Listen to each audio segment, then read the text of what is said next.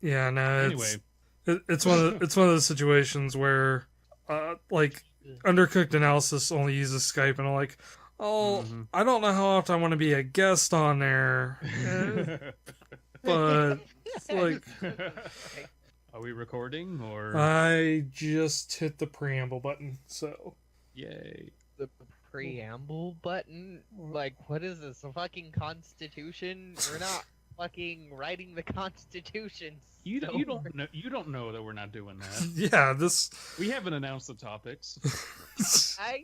Not yet. I mean, we don't usually announce them. We just kind of go into I, them. I mean, this will probably be saved on a USB drive. Like, I back up everything.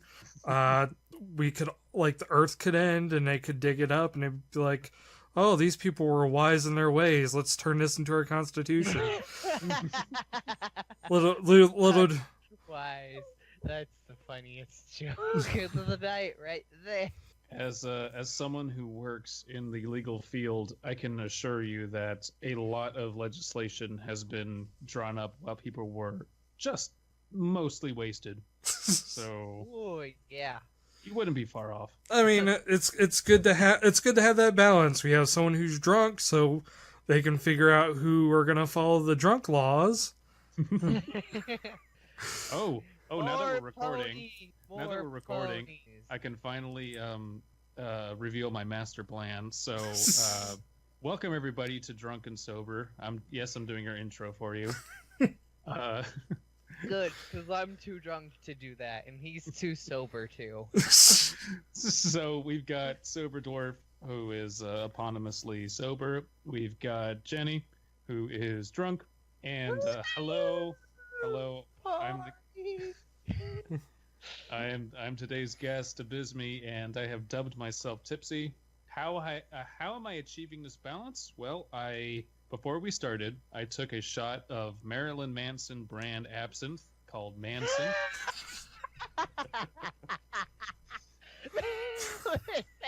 And I am now nursing a beer to keep myself at that stage, but I won't be drinking anything after that, so I should be pretty lucid going forward. Marilyn Manson brand absinthe. It was my best engagement party gift ever. That just sounds like the best gift ever in general. It was pretty good. I don't know whether I should be honored that you like saved it for this very special time to use it, or if it's just like, well, shit, I don't got anything else. No, I have a lot of other alcohol, so it was definitely a special occasion. Yeah, Abysmii's worse drunk than I am. So. I'm just functional. My drink of choice today is Aquafina. Nice. I think I'm gonna be special. I'm gonna add a nerd burger. I'm gonna add some blueberry lemonade Mio to it. We're gonna get really classy with this. Dude, what happened to the Mio sponsored ads on YouTube? I remember that. I freaking remember that. That was YouTube classic back in the day. Hashtag adpocalypse. Theo doesn't want to advertise on our shit where we talk about I'm sure we talked about something sexual on the last episode. I don't remember what. I'm positive. But I mean, technically I bought it with a coupon, so they're technically sponsoring us anyway. They just don't they just don't realize it. How's that free advertising video? And I over here am drinking, as always, blue raspberry flavored wave vodka. It's great. You buy it for $7 and it gets you drunk real good. Flavored I vodka also have is the devil. wild cherry Pepsi. I can't stand regular vodka. It's so gross. It's not that it's mostly tasteless, and vodka isn't great, but flavored vodka, every time I've done it straight, is just the most overly, it overpowers everything. It's so tangy to the point of being disgusting. I'm gonna /shrug here, but we're on Skype, so I can't do that anymore. Yeah, we're recording on Skype because Discord doesn't like Jenny for some reason. Just say /shrug. It counts. It's like lolling in person. It's like you say a funny joke and you go, lol, that's a funny. Ha ha ha. I don't know. If I had to say to someone in real life, shrug, and then actually do it as well, I would feel very awkward. LOL has been, but Yeah. emoticon. I'm not gonna lie, I have done that before. I have just said shrug when I shrugged, just because I'm too used to the internet. I just imagine like that's going to be one of the 20 to 50 years from now. It's going to be like part of our. Oh, totally. It's just we're just going to start using abbreviations for most of our conversation. I think that's really why Twitter increased their character limit to 280 because they're trying to combat that. You know what? You know, everyone's like making fun of the 280 character limit. I think it's great. Yeah. Yes, Good. it's a microblogging site, and that has a purpose, and that's why I like Twitter. But I think having that buffer is very useful because even when I want to type out something long, I still have a little bit of space left over, and so there's a very appropriate cushion.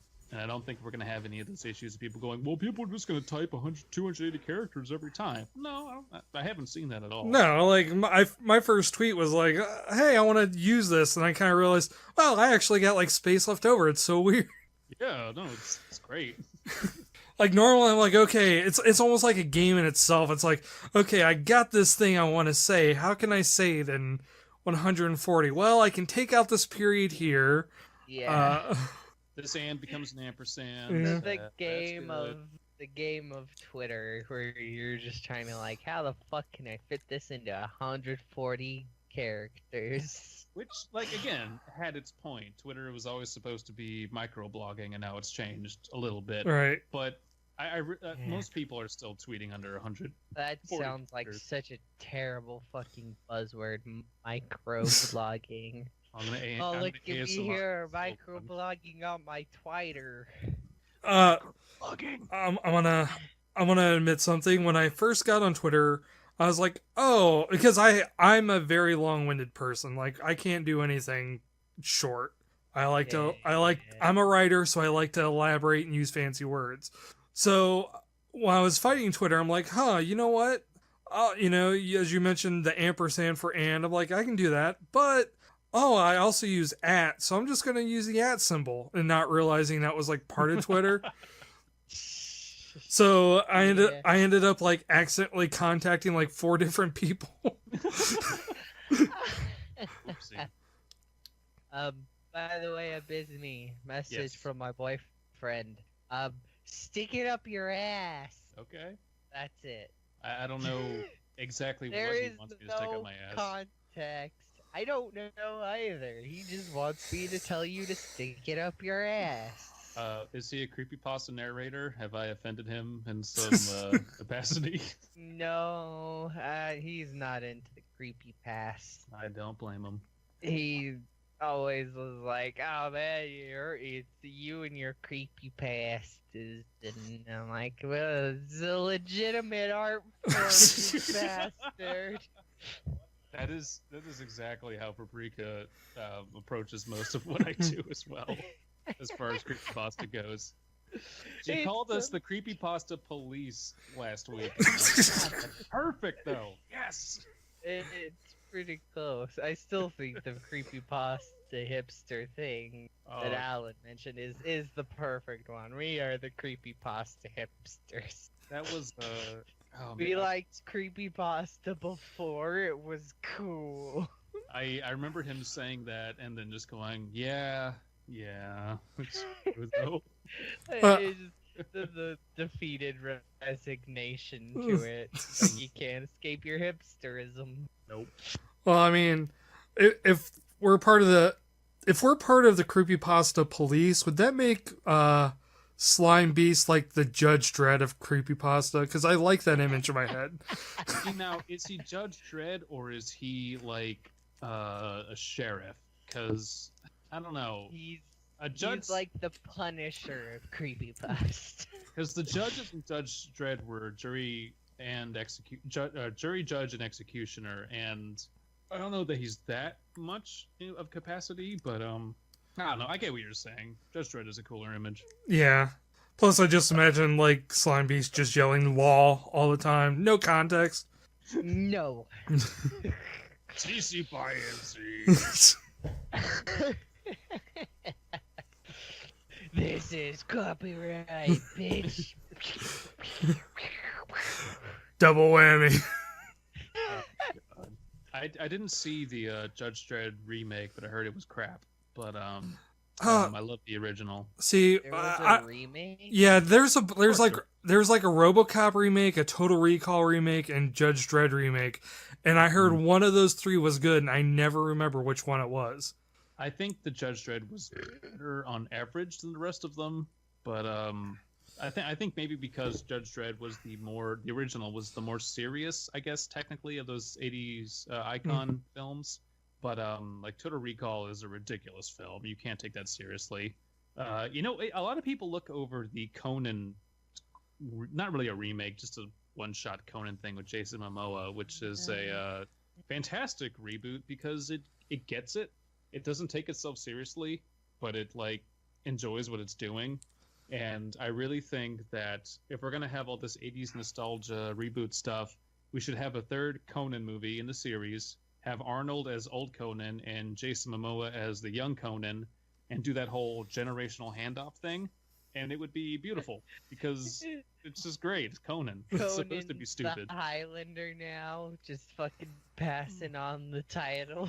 Yeah, no, he's Conan. You are the new Conan. Well, I mean, it would be an allegory. Like, it would be really smart allegory how we just kind of hand off our rage and anger to the younger generation. And it makes sense canonically because the Conan 1 and 2 always opens up with and Conan was a great emperor sitting upon his throne, but that's a story for another time. Here's what's happening in medias res. So we actually get Schwarzenegger Conan on his throne. He's old, he wants to die in battle, he wants to die for glory, and then he passes off the mantle to Jason Momoa. Like that, if we're gonna do this stupid nostalgia bullshit, that makes sense. It would be so funny. Yeah, but the thing is, that's probably why it won't happen. Because someone's gonna be like, well, if we're gonna get Schwarzenegger, we're gonna make him the star. Because that's what people want. Momoa's hot right now. He's Aquaman. Oh, that's and he was Khal so Drogo. weird. Yeah. I was kind of wondering. I just looked it up. I'm like, who the fuck is this Momoa dick? I was like, oh, it's that He's guy. beautiful, and don't you dare call him that.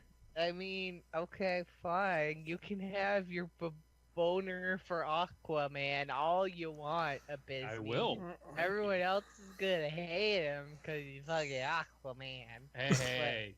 Jeff Johns' remake of Aquaman is really cool. I know I said I was only going to drink one beer, but I'm going to go get another one. I'll be right back. You guys keep talking. Did I just say, looking it up, this fucking Jason Momoa guy looks like a fucking, pro wrestler. Like, he fucking belongs in the WWE. I want to see him in the WWE as Aquaman now. We're gonna get that Disney. Oh wait, no, Aquaman's DC, so that would be who owns the DC license, or is it just free? I don't know, but we're just gonna have that company in a WWE crossover, like how they used to do that all the time. Oh yeah, like those stupid crossover movies, like the Scooby-Doo and John Cena movie, but it's Justice League and WWE. So you have fucking Aquaman right alongside Hulk Hogan and The Undertaker. I say, not knowing anything about current wrestling and assuming those people probably aren't currently wrestling anymore. Nah. Who's a current AJ Styles? Yeah, that's a guy who's wrestling currently. Like AJ Styles versus Batman. Which that would just make fans angry on all sides. So I am for that. is they all just go like, "Oh man, this isn't even a fight. Batman didn't have time to prepare. That's why he lost." I mean, like if we're talking old WWF, they did stuff like that all the time. I remember, and this was a long time ago. I don't even remember what year. I just know as a little kid, like they did. I don't know. I think it was like a wrestler named Zeus, and they're like, no, this is. They tried to pull out the story like, no, this is like the mythological Zeus. Like he's a wrestler now. Like that was He his can back. throw lightning, maybe. Ex- Right now. Shoot lightning from my dick. And he was a terrible wrestler. I remember that much. I remember him getting beat up by Hulk Hogan a lot. And I'm like, yeah, Hulk Hogan. One of those joke wrestlers. Well, no, Yeah, like it's really- Fucking- that. That's That weird that you say that because I don't know if you guys watch the Adult Swim show Squidbillies, but there's an episode that makes fun of pro wrestling, and the main wrestler is a mixture of Hulk Hogan and Zeus. Like his thing is the Wonder God. So Oh god. maybe that was a reference to wrestling Zeus. Who knows? maybe like I remember during that era of wrestling, it was just kind of a weird amalgamation of, oh hey, we're gonna have like, because Vince was always this like, I want my wrestlers to be superheroes, but some of the concepts were just kind of like ridiculous. Like Honky Tonk Man, I like him because I actually thought he was a legitimately good heel, Okay. but he just the concept if you have a man whose power is like being an Elvis impersonator versus someone who has $1 million and that makes him a good wrestler. Yeah. Yeah. Like- Okay, so Like it is like the C list of Marvel superheroes. What are you talking about? They're all C-list. Oh, shade. so looking, this whole talk of fucking wrestling and should have gotten me on all the shit that fucking Alan has showed me because he's the motherfucker who's gotten me into this garbage that I love.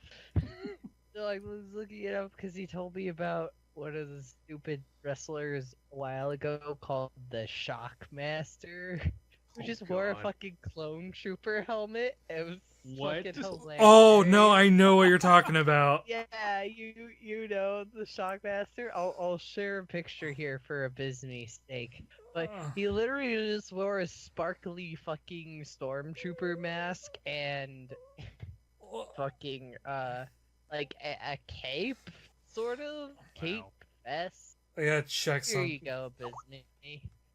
Oh, I'm afraid of this. And I look it up. Yeah, Just yeah, cause. yeah. No, I look up Stormtrooper wrestler because I don't remember his N- name. if you- And then the first image it brings up is some guy with a fucking swastika on his chest. I'm like, what the fuck? This is not what I want. for those playing at home, if you type in Shockmaster in YouTube, it comes up with the debut of him, which is like super funny because he was apparently, I guess he's supposed to like bust through a wall, but he like tripped on something. Oh yeah, I remember that. Alan shared that too. It's great. Which the funny thing is, like those promos aren't exactly live, so they're just like, well, we just busted through the wall. We're not gonna make a new wall. Yeah, This no. We're not setting that back up. This. And I also Oh, want to no. mention that like the 11th or 12th image on the search for Stormtrooper wrestler has that picture I've seen around of that like girl in like a sexy clone trooper cosplay. I'm like, why? Because Why not? because of Rule 34. Yeah, I mean, I guess. oh, I see which one you're talking about, and greatly approve. I mean, I like a titty, but it's also like, wait, is this picture? Did someone get it? Someone tattooed this sexy stormtrooper onto their body. Again, I approve. Damn. Perfectly fine. Oh man. I mean, I guess, but there's better sexy things to tattoo on your body. I mean, The only Bias. sexy thing I have on my body tattooed is the ancient crocodile god Sebek. So Sabat? Sebek, Sebek. That's all I got. It sounds Egyptian, but I'm afraid It is I'm Egyptian. Yeah, He go pharaohs. me. He. Oh shit! Ferries pharaohs across the Nile. God, I'm not gonna say that again. He ferries pharaohs. He That's a tongue ferries twister. ferries across with his ferry across the He pharaoh. ferries pharaohs fairly, fastidiously across the Nile. I don't know. No. He specifically only does gay pharaoh, so he ferries ferries with his ferry. Oh man. I don't know if the Egyptians ever wrote about a gay pharaoh. Like, there's a lot of literature supporting the existence of like openly gay Grecians and Romans.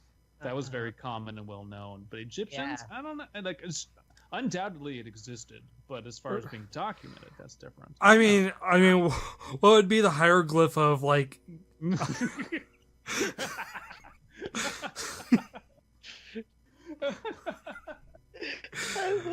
It's like it's like I equal eggplant. Anybody listening who's an artist, give me the hieroglyph for gay sex. Beth, get on that shit right now. Oh. Because that's probably the only artist I know who actually listens to this shit. Speaking of gay sex, Fnaf. Fnaf is a thing. How's that for a segue?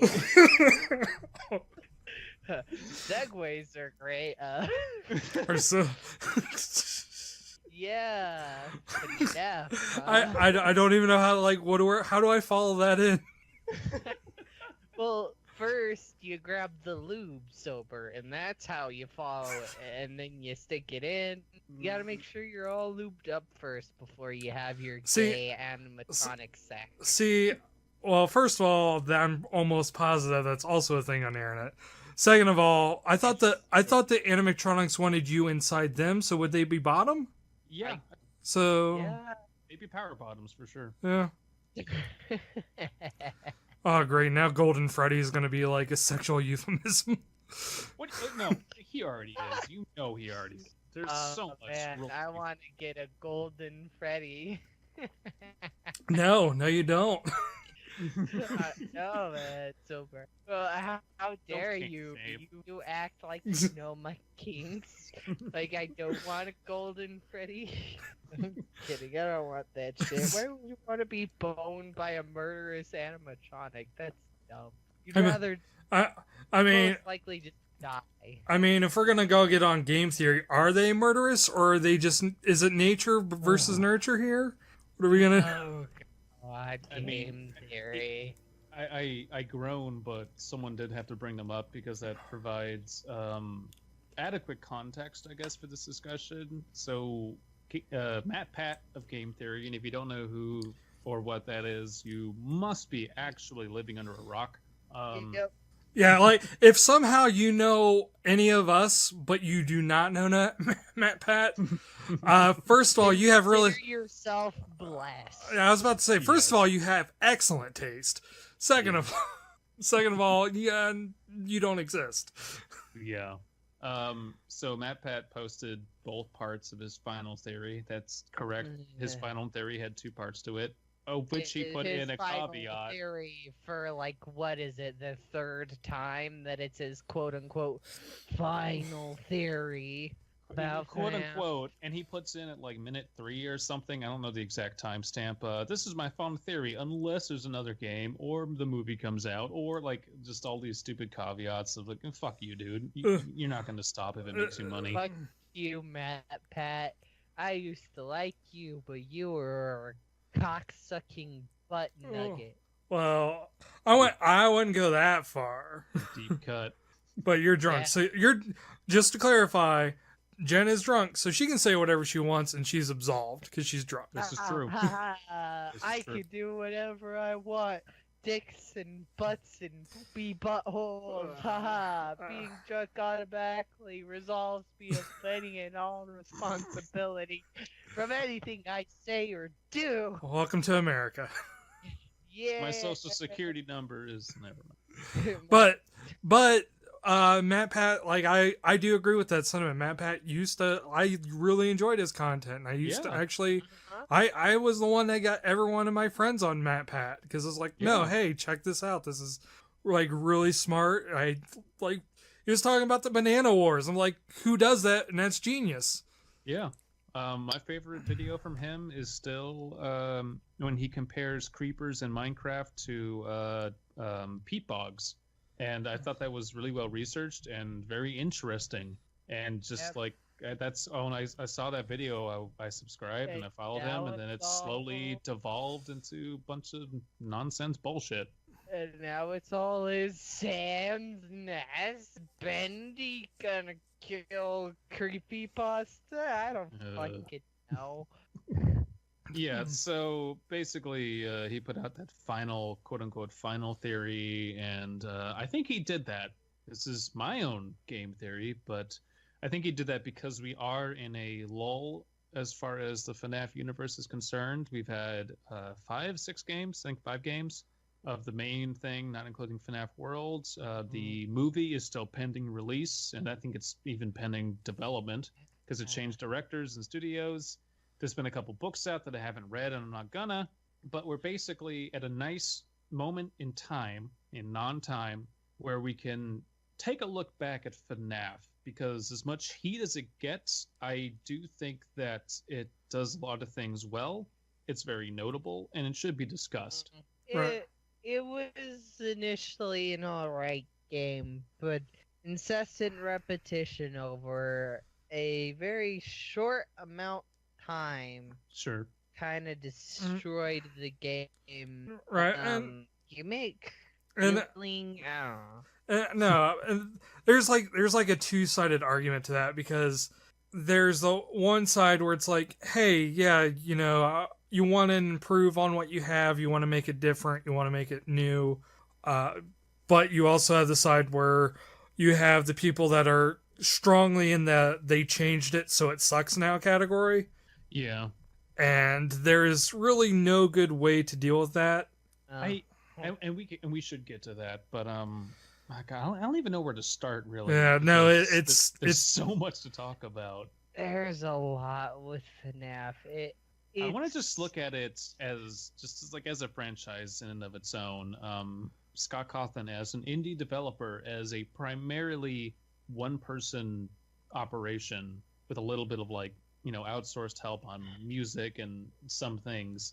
He is a powerhouse. He churned out all these games within maybe a couple years. Games in 2 years. 5 games in 2 years that were massively successful, like cultural icons at this point. 6 games if you count FNAF World. Which I didn't play, but I know enough about. Everyone knows about it. That alone is a feat in and of itself. Even if you don't like them, the fact that he did that and that he became independently wealthy because of that.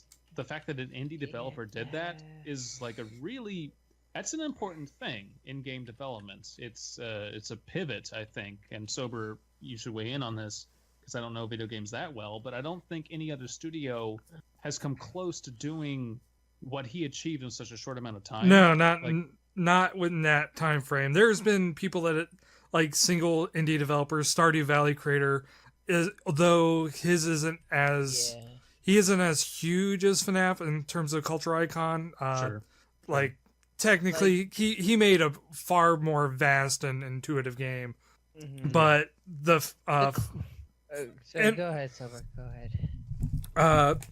Yeah, the FNAF was just something that hit people because it's like for those who aren't really for the two of you who don't know who Matt Pat is and don't know what FNAF is, Five Nights at Freddy's is kind of I call it a resource horror game.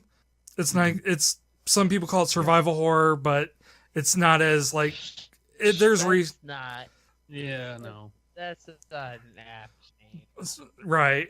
Well, I mean, it doesn't have to be an action game, but there's resource management, but it's not a actual like it's not something you have to go out and collect and move forward progress. So I call it resource really. horror. No, I think that's a very good description. You're managing your Yeah. energy. That makes sense. So basically, you have 5 nights, sometimes 6, where you have like this energy bar where you have to manage it. You have to use it for certain things. You have to take a look at certain areas and keep them kind of almost like a tower defense in some ways. Yeah, that's a A pretty little apt bit. description. Is it's like a tower defense of fucking It's- horror game. It's a tower defense where you can't upgrade your towers and you don't unlock new towers after a certain point. Right. Yeah. And that just makes those games sound even worse than they actually are. Like, I mean, they really aren't that good when you take an objective look at them. It depends on the like- game. Like, well, that's the thing. A game doesn't have to have exceptional gameplay to be a good game. Sure. So, but basically the whole thing is you got to survive each night by managing your resources by using the lights or closing the doors or making sure your flashlight doesn't go out in order to survive the night, because if the light goes out and you have no way of deterring the creature animatronic coming after you, then you get a nice little jump scare. Dun, dun, dun, dun, dun, dun, dun. I can't tell if you're doing the Fnaf theme or the Imperial March. That's what I was like. Is she still on like I'm this? doing the FNAF thing. It They sounded like the technically have Imperial March. Similar names, aren't they? It's No. like with the thing that the Freddy plays if you run out of power. It's called the Toreador March or something, isn't it? Shit. It probably is, but it still didn't stop that from sounding like the Imperial March. Like I didn't know if you're still. Yeah, That see, would've been a that's much the Imperial better March. game. I didn't know if you're still Fucking looking. Freddy was a Sith Lord. I mean, Disney could get on that. Like you're playing as a lowly Death Star technician, and you know Darth Vader's gonna like come and inspect the vent, and you gotta like watch out and like pretend you're not there when he, or else he like hops out and force chokes you. Yeah, you can do that. Yes. Yeah, the theme when you run out of power and Freddy is about to fuck your butthole is called the shit. Toreador March. No, you're right. It is called a march. Okay, fair enough. It is a march, so it has the same Right. cadence. But still. Okay, I need No, to be no, right no. back. Actually, screw you. The Toreador march sounds like da da da da da da da da da da ba ba ba ba. That's very different from ba ba ba ba ba ba. Listen, Well, shut up, Abysmii. I'll play it however the fuck I want. I'm drunk. Yep. The excuses I need, inaccuracies I have in my music. You fucking damn music aficionado maker person. So But- where were we? But- like, and kind of an interesting point is that Five Nights at Freddy was actually born from a failure that Scott Yeah. Cawthorn did, because if I remember right, he was a Christian game maker. Yeah. And he did this like weird kind of I didn't play it, so I can't really speak as an authority on it. But he did like this thing where you're running around as a creature and there's like these beavers, and like people were like, this game is terrifying because the beavers and stuff looked like they were very uncanny valley looking, like just kind of, and animatronics are kind of scary anyway. That's Yeah. so rather than kind of just being like, well, I suck at making games, he managed to like take that and ran with it, and I'm glad he found success. Like Absolutely. from everything I heard about Scott, he's been like a very sympathetic, a very humble person. So Yeah, I've got nothing against Scott Cawthon. I think he should have ended the series a while ago and moved on to different things. But like, I understand the logic behind everything he's doing, and I admire that he turned failure into success, and that he's successful and happy in life. That's more than what most game programmers go through, I bet. No, like the indie, we kind of hear about a lot of like the good indie developers that make the game and get out there, but for every one of those, there's like 20 or 30 of them that spend all this time and investment and work on a game for so long, and no one buys it. No, like it just, it doesn't even die with a bang. It dies with a whimper, and it's unfortunate because there's so much bullcrap on Steam Greenlight and like almost as if it's an allegory for something. Like, you can be a crappy person and get more exposure than a person who genuinely tries hard and does well. So the fact he found success alone is amazing. And that's part of FNAF's legacy that I try to hone in on is like, yeah, you may hate the game, but the fact that it exists, the fact that it found the success that it did is just so noteworthy. And anyone who's going to make a game or be a game designer, if you don't study FNAF, you're not going to get ahead in life, right? In your career. Yeah. You need to know why this exploded and what it did right. And core gameplay wise, for a person who takes a very simple concept and basically you just turn you hold a button long enough and the power goes down into an actual game. Yeah. That's pretty genius in game design alone. That shows that you don't have to have like 20 different in-depth working systems to make a game that's going to invoke people's interest. I think I honestly think a lot of the hate from for Five Nights generally comes from just overexposure, and that's a phenomenon in itself. Yeah. And we should touch on that. A lot in games that Fnaf and Undertale, and I'm Bendy. Sure there are others that I can't think of.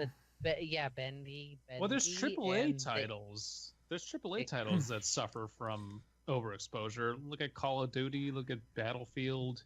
Uncharted. There's just so much shit coming out all the time. I mean, it's not the same though. It's the FNAF and Undertale things come from the fan side. While the overexposure of Call of Duty and Battlefield and stuff come from the game side. Sure. But to be fair, FNAF kind of has that too with its incredibly crazy fucking release schedule. Well, I mean, a fan base can kill. Like, this is kind of like the whole Rick and Morty syndrome. Yeah. Like, Rick and Morty itself is not a bad show. However, the fan base and what you hear about it, like, those connotations stick with whatever you're doing. So when you have an instance like that, you can have any game. You can have the perfect game out in the world, and if you have that fan base that attaches to that one meme or one joke and just kind of obnoxiously repeats it over and over and over again, it tires out. Like, people don't want to hear it anymore. So they can either resent the people that do it, or they can resent the product that created the thing that made them do it. Yeah. And it's hard to fault the creator for the fans' choices. Right. That's the last thing I'll do, because it's just like, no, the thing is good. It's just the culture around it is toxic, and that can and will spoil people's perceptions of it. But, I mean, that's life. Yep. People get too into things and just ruin it. Ruin perfectly good things with their stupid dicks that they flop all over the place. I actually haven't seen all of Rick and Morty season 3 because of all the toxicity, and I feel bad because I love the show and I love seasons 1 and 2, but I'm just so subconsciously turned off. And I hate that. Yeah, fan bases can ruin things for people, and that's why it's very important to, like, people kind of tend to forget that whatever, if they like something, in a sense, they also represent that to other people. So this is kind of a side tangent. I live in a kind of a small rural area of Ohio. So when I try to like find local Dungeons and Dragons players, there's usually like very, very few options in terms of pulling people in. Like there's not really good people. So, and there's kind of like two groups. There's like my group and then there's this other group. And if someone's interested and they play with that other group is representing Dungeons and Dragons. And if they do something like really obnoxious, like the player comes in and they pick on the player, like the thief steals from that player, they're gonna have a bad experience with it, and they're just gonna hate it all. It doesn't matter like whether the core concept is good or not. So it's the same thing with like anything. If you like something and you want other people to like it, you also have to represent that thing in a good light, as opposed to kind of it's not even like meme culture anymore. It's kind of like shitpost culture. Uh-huh. Yeah. You gotta not start drawing porn of every character in the game, even though it doesn't make any I don't sense. even mind that. I mean, I say we should draw more porn. Yeah. I mean, I like porn to an extent, but when you're starting to draw porn of horror characters, I feel it's a little bit too far. I don't have a problem with that. My problem comes when people go out in the world and act like assholes and then invoke the name of something that's popular, and at that moment it's inextricably tied to douchebags, and you can never ever go back. You can't unring that bell. Pickle Rick. Exactly. Right, no. And that's kind of what happened with Five Nights at Freddy's, and it's because when you associate Five Nights at Freddy's, the first thing I associate it with is streamers who basically overreacted to the extent of like parody of like at all the jump scares.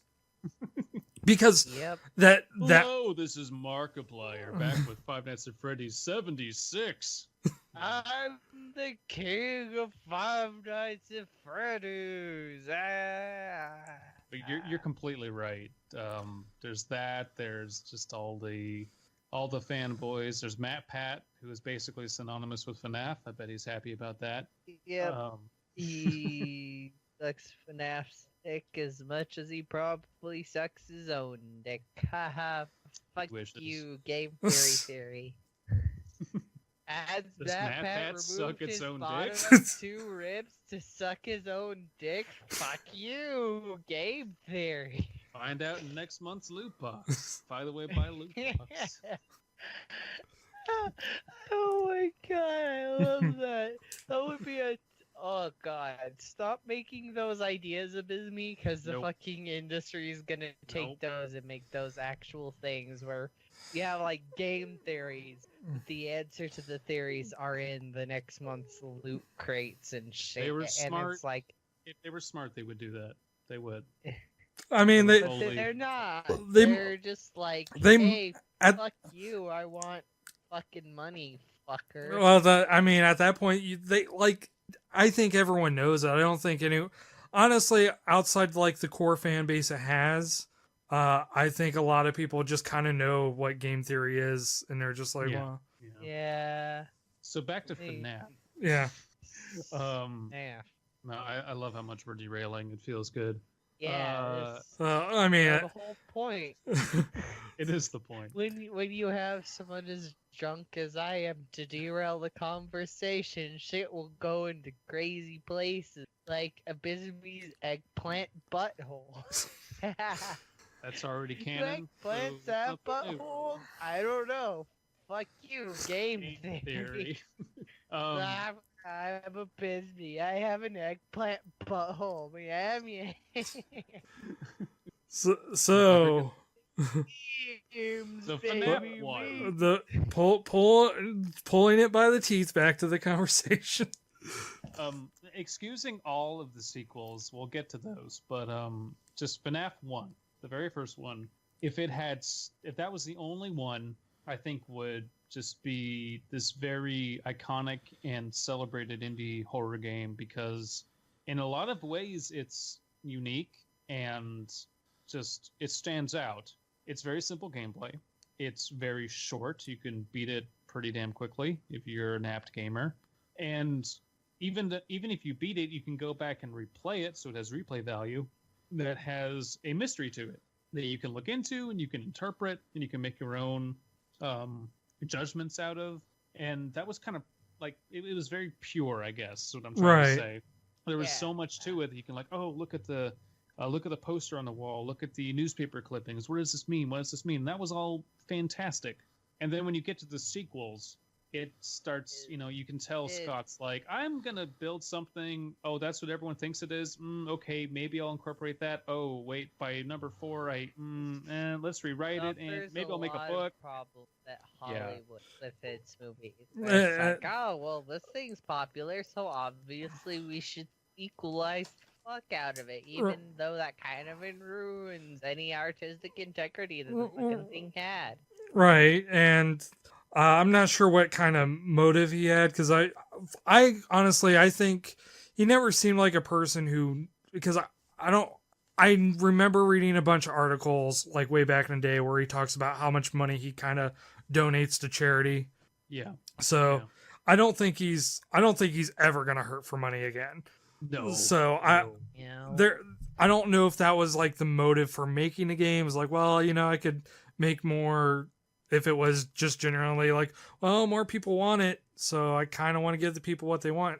Yeah, I mean, we can't know unless we spoke to him, and as I understand it, he doesn't grant many interviews. Right. But I get the feeling that he was just so overjoyed at the fact that people liked a game he made that he said, okay, I'll expand this idea, which is a perfectly valid thing. I would never fault someone for wanting to do that. And then it just kind of, he had his idea and it got out of control. Right. Well, eventually, who can blame you? Like the whole part of Fnaf was because it was so interpretive. You really had the author is dead, and at a certain point, you can't keep resurrecting the author to kind of expand on it because it's like this whole thing with I'm gonna compare it to like a Hideo Kojima game. Sure. And with Metal Gear Solid, it was a very solid kind of open and closed thing with like a few interpretive things at the end. Is like, oh, was Snake the inferior one? And like did which one's the canon ending? Did Meryl die? Did Otacon, do you go with Otacon? Then it's like, well, I gotta make another. So you have, if you're making a sequel, you have to build on what you already have. Unless you're smart like Silent Hill 2 and just kind of do a whole it's same principle but completely different story. But digressing, he has well, I got to build on that. So you have to take out all that interpretation and kind of start solving issues, which cause I think that was a big problem with there's a kerfuffle between Matt Pat and Scott where Matt Pat was he changed his theory to kind of prove me wrong, and that's how I felt about it. I think that was the takeaway from that interview.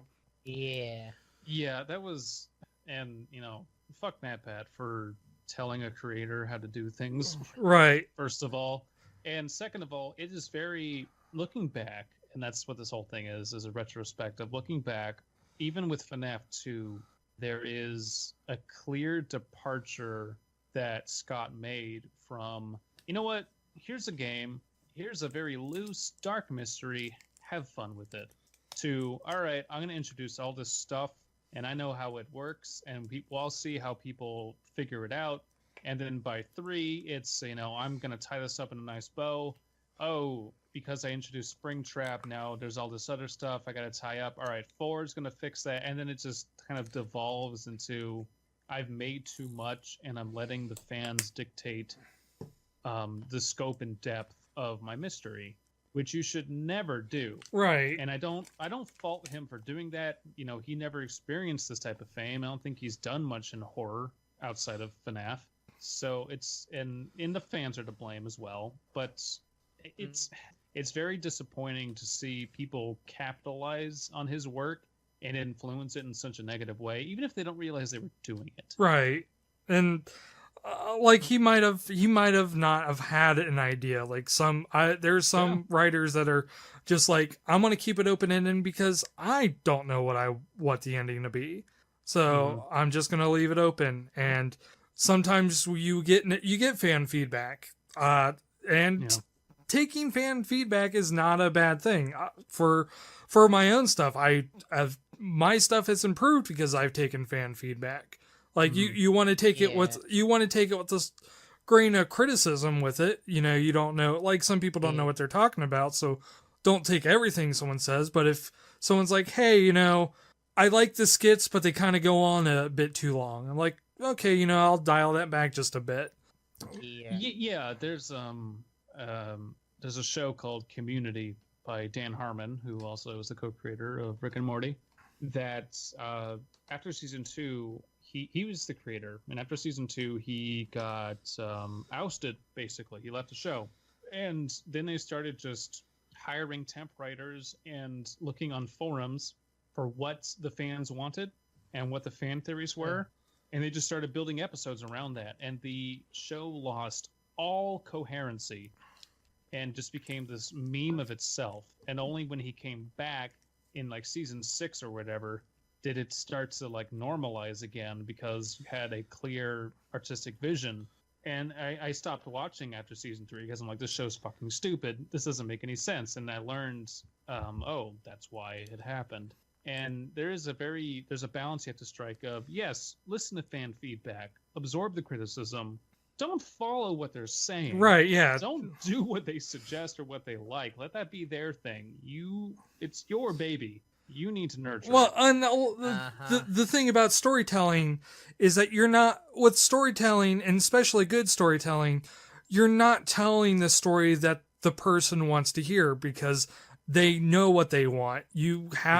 And when you give them what they want, that's a boring story. It just becomes fan service. Yeah. Oh yes. You have a story. Instead, you have to basically, and this is kind of a crude way of saying it, but this is how it is that you have to tell the audience what they want. Sure, absolutely. Like if you're, and that's why, fan service, like fan fiction and all that, when it's kind of, that's why it's so like cringy and tropey and like filled with like these things that just kind of don't feel right, because it's like, well, you can tell when something is pandering.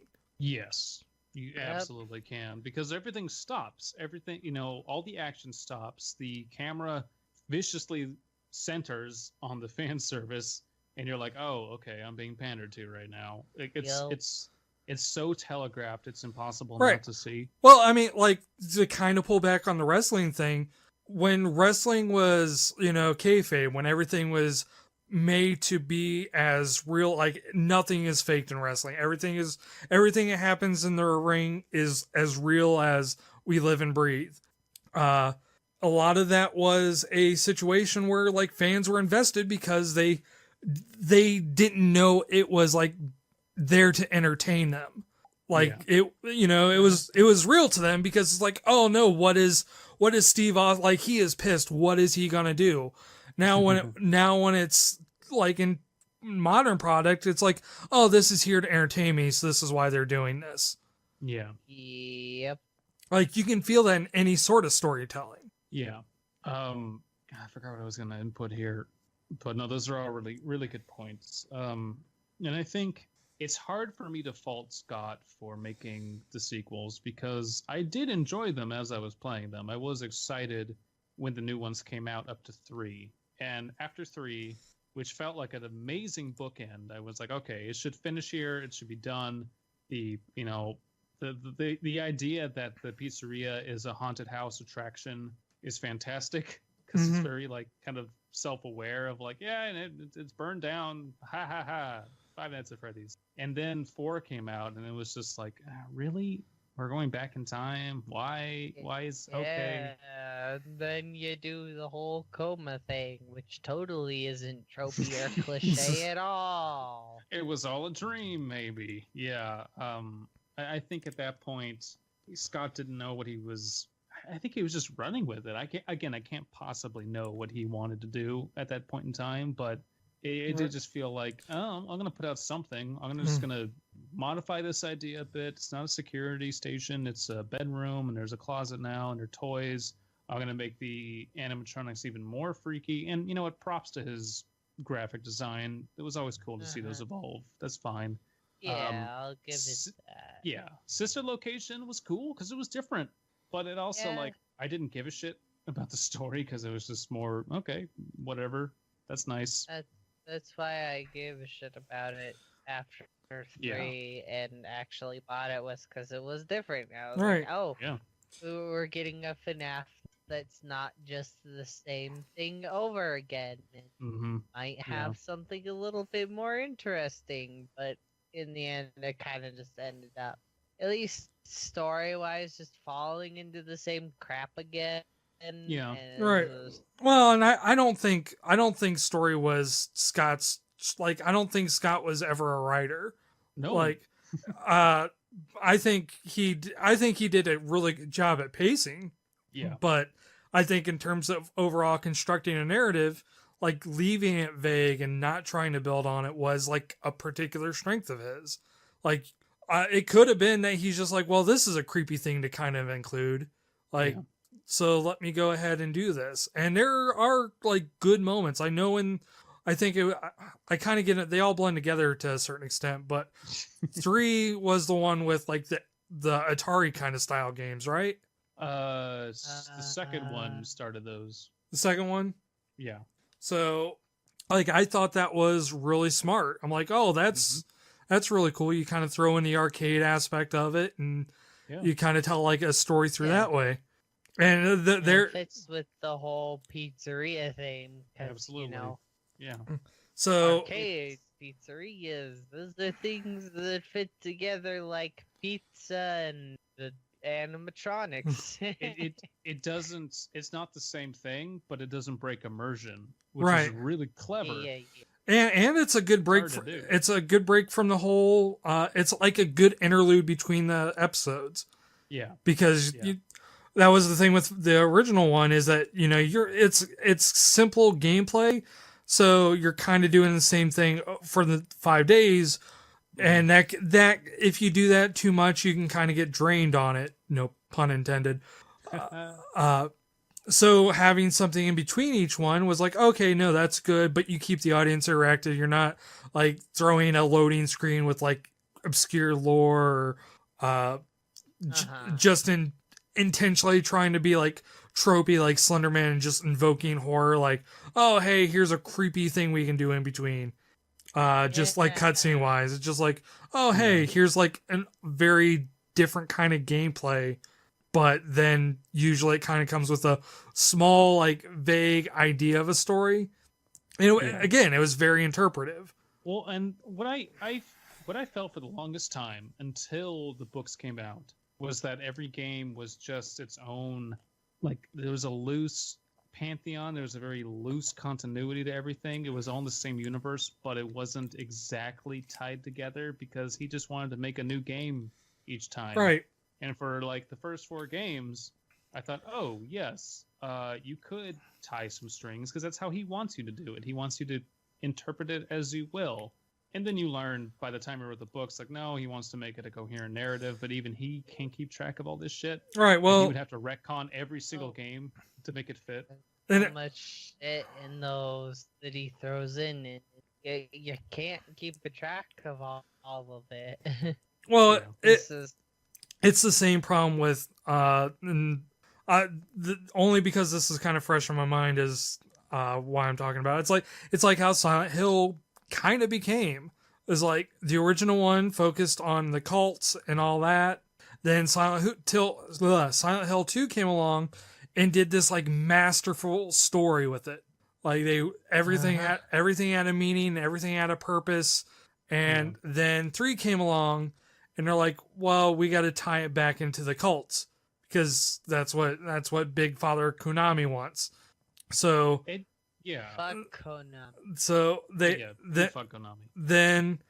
Then Silent Hill 4 came along. They're like, well, now we got to tie this in with Silent Hill.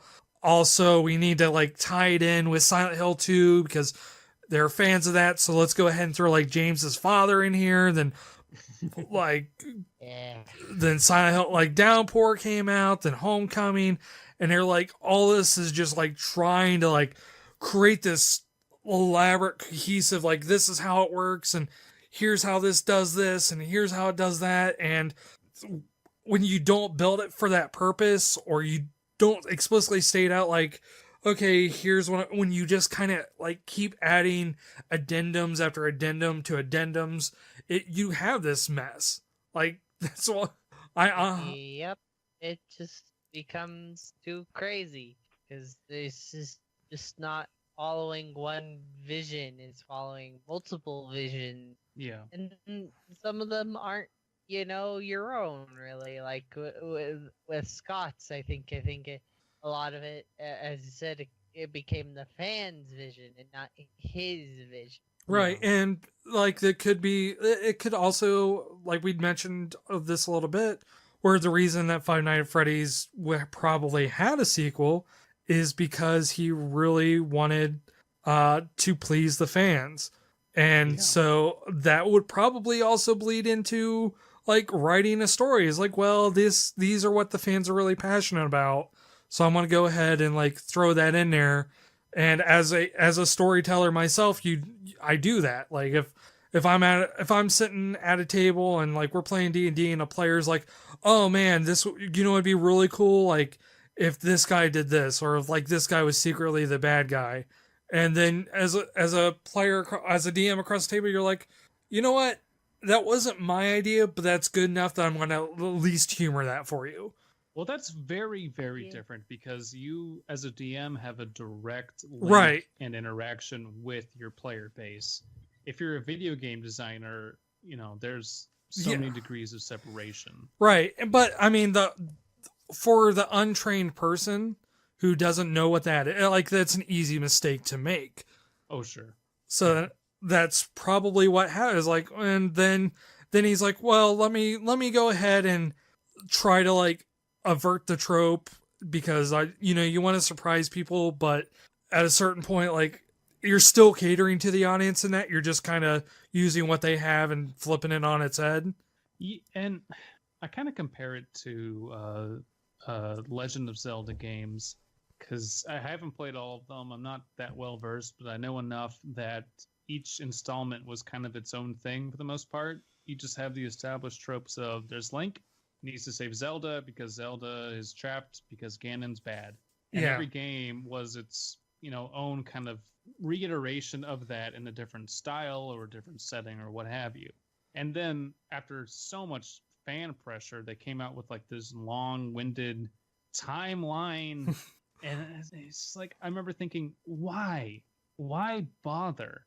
That does nothing but confuse people, and it's just so unnecessary. Well, because as soon as you establish it, now you're having to establish every game around that, and it limits your creative freedom too. Because like if they were to create it like Breath of the Wild, the first thing people are going to be like, well, where's this fit in the timeline?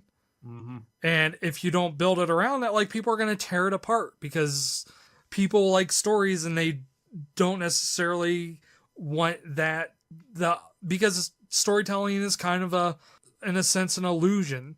You're creating a world, and as soon as you break that illusion, it hurts people. There's a phrase of leave them wanting for more, and it's a bittersweet thing for a fan to have a story and then be like, oh, but I want it to keep going, and I want to know all this other stuff. And it's bittersweet because yes, you want more, but it's nice that you have an ending that is somewhat satisfying and you're ending on a high note. And the minute the developer caters to, but I want more, and it needs to be X or Y, then you lose your integrity as a writer. because you're no longer writing something that is enticing people. You're writing something that's servicing people. Right. And yeah, that's no longer an original vision, as Jenny was saying. It's compromising it. Yeah, I totally agree. Jen, you've been quiet. Are you all right over there? You fall asleep again? She might be out. Oh no. I believe the drunkenness might have taken its toll. She is sleeping the Odin sleep. Maybe. I will be right back. Maybe we can wake up Jenny. All right. Meanwhile, I'm going to use this opportunity to plug my channel because I am part sober. And I don't necessarily want dead air, and I also don't want to edit this. So I'm going to go ahead and get my plug out of the way. I have talked about Silent Hill 2 quite a bit. That's because I actually made a video on Silent Hill, 2 videos actually, talking about the symbolism and mainly more about the monsters, not in general, because I would have taken like 3 videos, but made a video about Silent Hill 2 symbolism and I kind of go into the whole point of, let's see, I don't want to spoil it for you because I could just tell you what all I say, but then you would have no reason to watch it. So I guess I would just say watch it, but to that extent also I wouldn't be able to entice you to watch it, huh?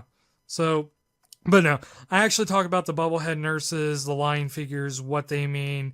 I know a lot of people are like, oh, I already know what that means. It's pretty common knowledge. It's about sex and it's about James's guilt. But I really did a lot of research, tried to get as much information as I can from the monster designer of Silent Hill 2 itself.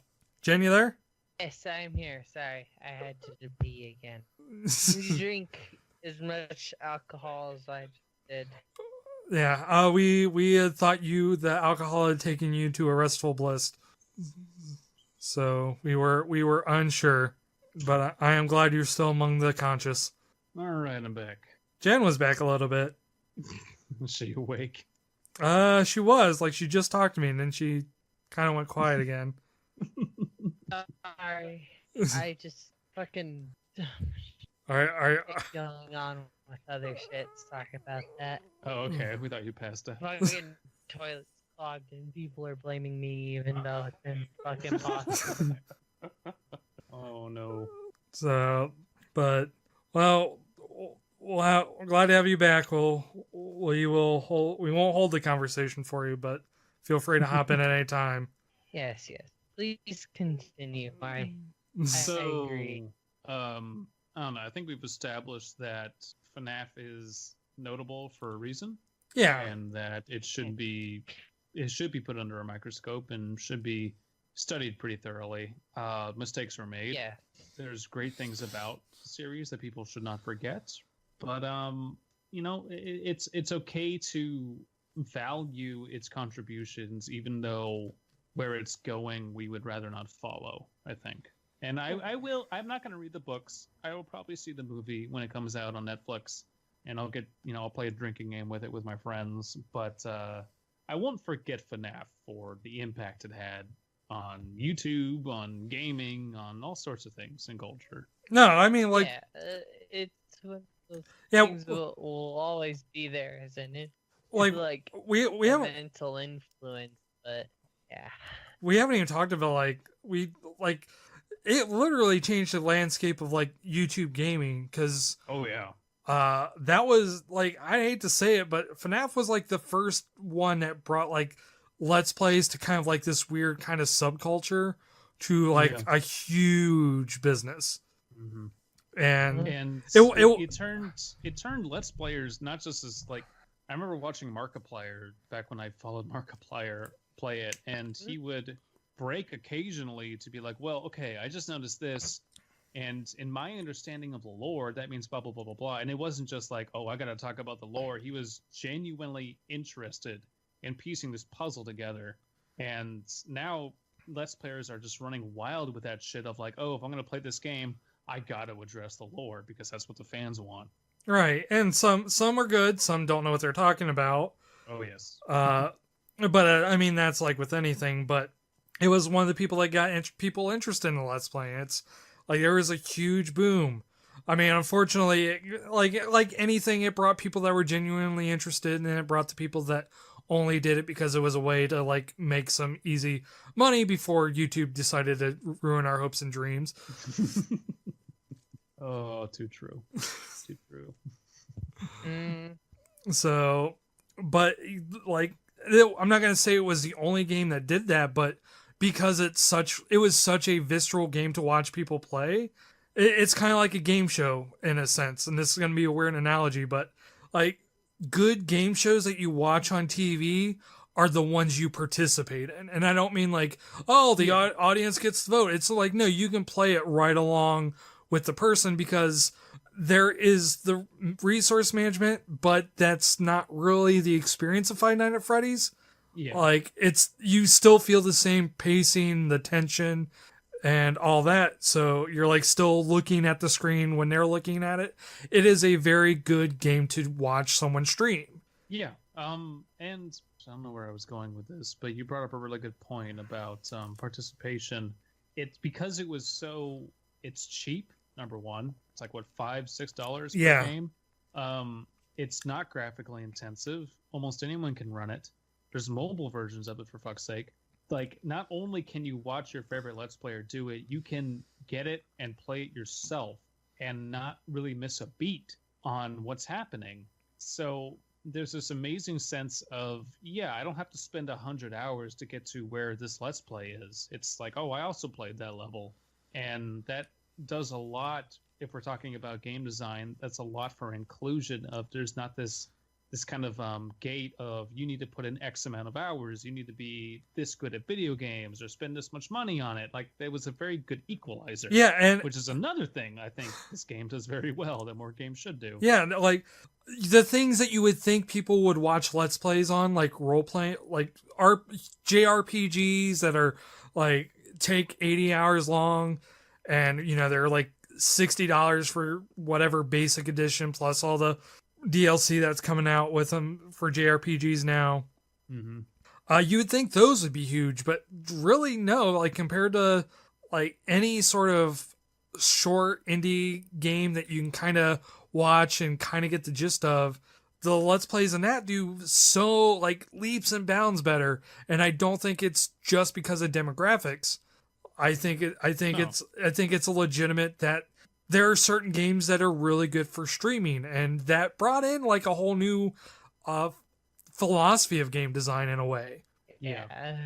Of building games for streamers, where you got these horror games where it's a little more jump scare focused than usual. Well, like pulling it back to like just the general ideas, like Jackbox Party, they're essentially game shows. They're just game shows, but they're fun to watch because you can participate. You're like, oh, here's what my answer would have been on that.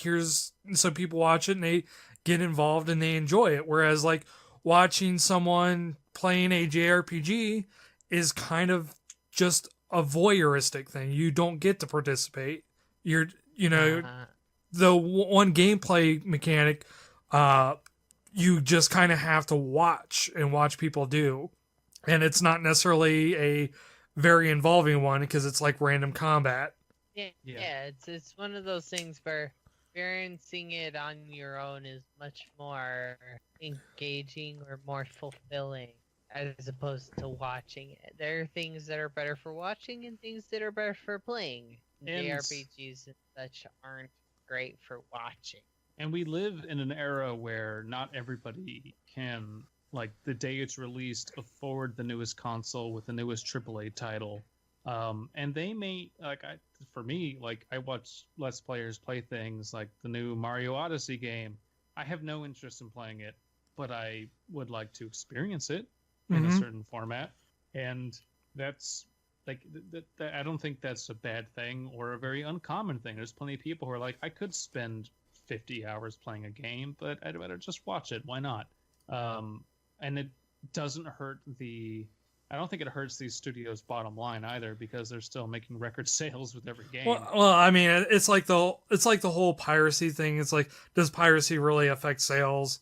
because Oh. like they weren't gonna buy the game. Like most, when I watch a Let's Play, I'll watch it for two reasons. It's either because I'm interested in the game but can't afford it and want to see if it's like really worth my investment to get it, or it's because I like the Let's Player regardless of what game they're playing. Yeah.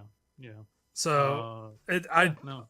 I think the whole concept of, well, it translates. I honestly think it contributes to sales more than it detracts. Because I bought Cookser's Delicious 2 and the original because someone I like played the game, and I would have totally looked over it because it's like I as much as I tell people to try every game out there, don't judge a book by its cover, play games that get mediocre reviews if you think it's going to appeal to you.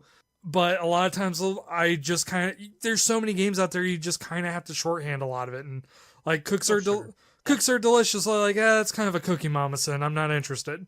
The only time I will say don't stream a game is when it's a walking simulator.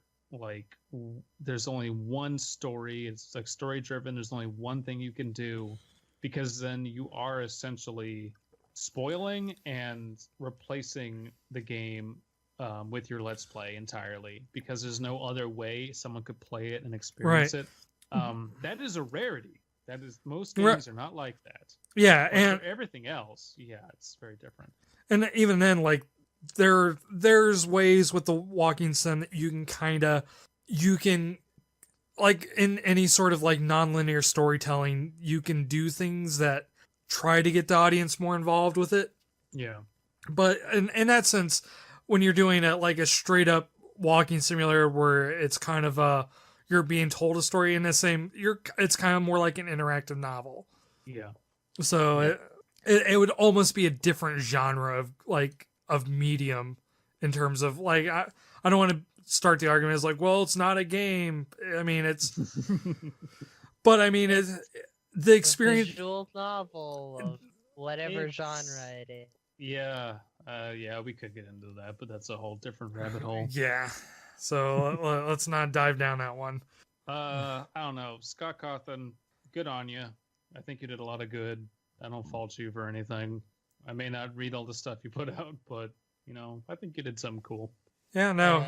You changed the game industry, whether that be for better or for worse. That's comes down to perception. I'd say for better. I honestly, for his story, like his story alone, is very inspiring to like anyone who's, because as I said, I'm a struggling game designer. Like it got to the point where I was giving up hope. So when you need kind of stories like, oh hey, this developer who made this game by himself and did it coming out of a failure, and he managed to accomplish something. So don't just say it's never going to happen. And not just failure, because a lot of people fail because something just didn't sell and it was looked over and it was ignored.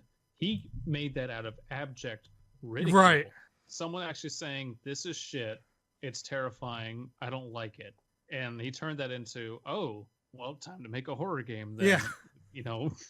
The idea of making lemons into lemonade has never been more apt when it comes to Scott Cawthon. So, like, Yep. his story alone is good. And, like, anything, you can't let the fans ruin something you like, that's literally impossible at some point. But yeah. I don't care what the fans say. I know why I like Five Nights at Freddy's, and that will never change. And that's honestly, that's the viewpoint we all need. It's like, we need to kind of step back and be like, yeah, I don't like how over exaggerated and overexposed that this one medium is. You kind of have to pull yourself inside and be like, well, let me look at it just for its own merits, then judge it based on that. Because you got to figure, like people are saying, oh, games aren't gonna, like the games we play now aren't gonna be considered art in 30 years. It's like, well, that's what they said 30 years ago about NES games, and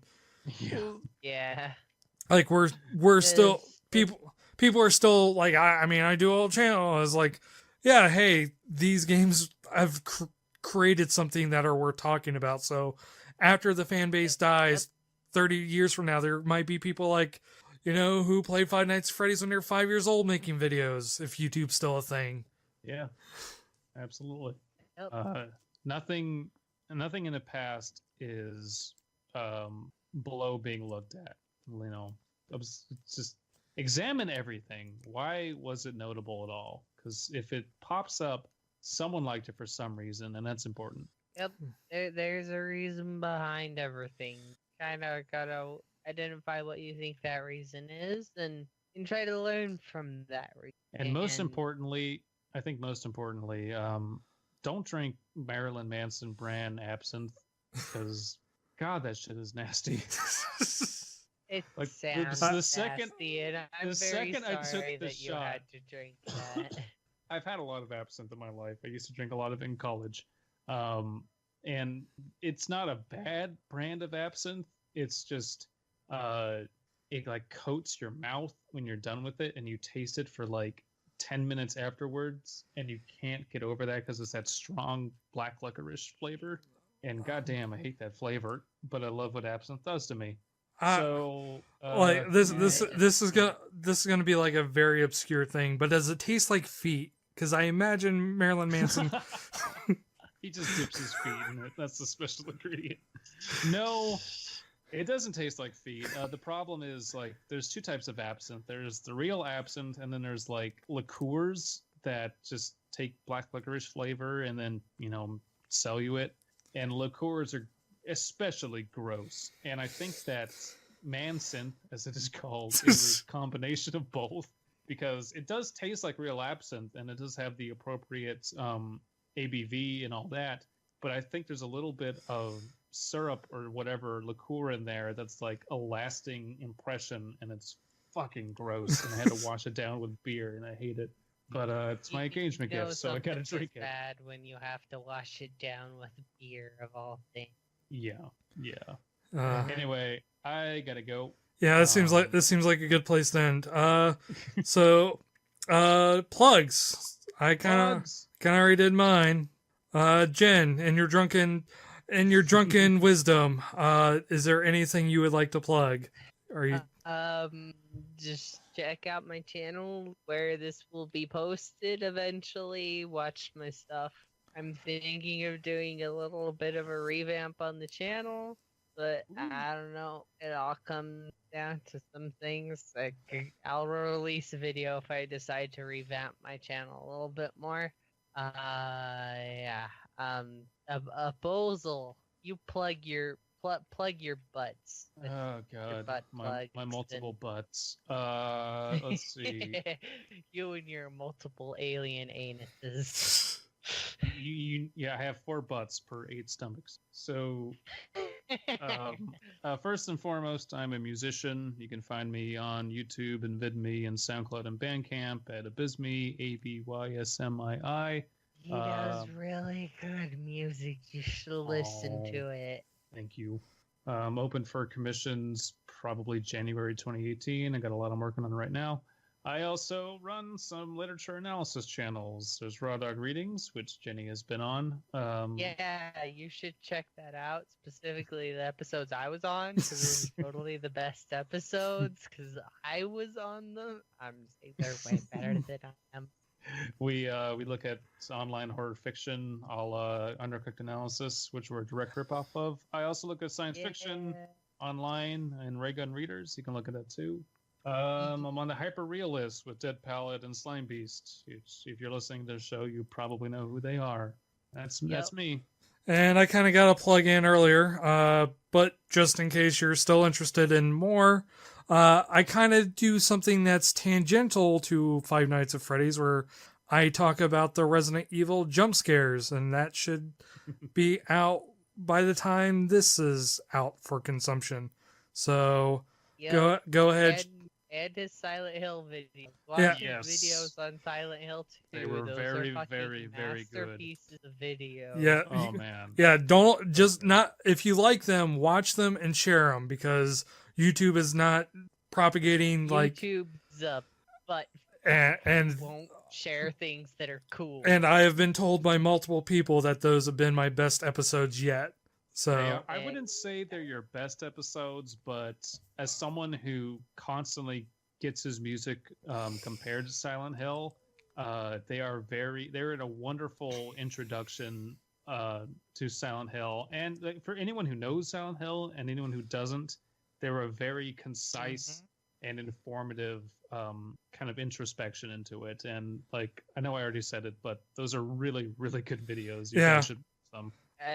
As someone who Silent Hill 2 is like, I consider to be the best game ever to be made.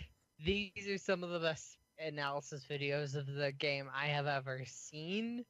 And I'm also not just saying that because this was technically my request on the thing. But well, I mean, that makes you are amazing. That makes you more of an authority figure because you requested, so obviously you knew more about it. So the fact that that's the thing about doing a request, you don't know if it's going to be what the person had in their vision. So I'm glad I was able to exceed that. Yeah, they're amazing. I like if if it was left, I would probably extol the virtues of those videos for the next like hour and a half. But we don't really have that time. Wow. But, yeah, they can check it. They can check it out and tell me how they feel in the comments of those videos. So exactly. All right. Join Well, in on the discussion. So I feel this was a successful episode. We had some soberness. We had a lot of drunkenness, and we even had some tipsy. And I appreciate the tipsy in it. Well, thank you for having me on. It's really fun. Well, I would love to have you on again. I wouldn't want to subject you to Mansynth, but I mean, if that's gonna how it's... I don't know. It worked pretty well. So whatever future topic you guys want me on for, I'll probably repeat the Mansynth technique. Special shout out to Marilyn Manson. All right, and special shout out to Marilyn Manson. This episode, the music creator who's like a rap artist but goth. Yeah. And I guess it's time to thank our sponsor, Marilyn Manson.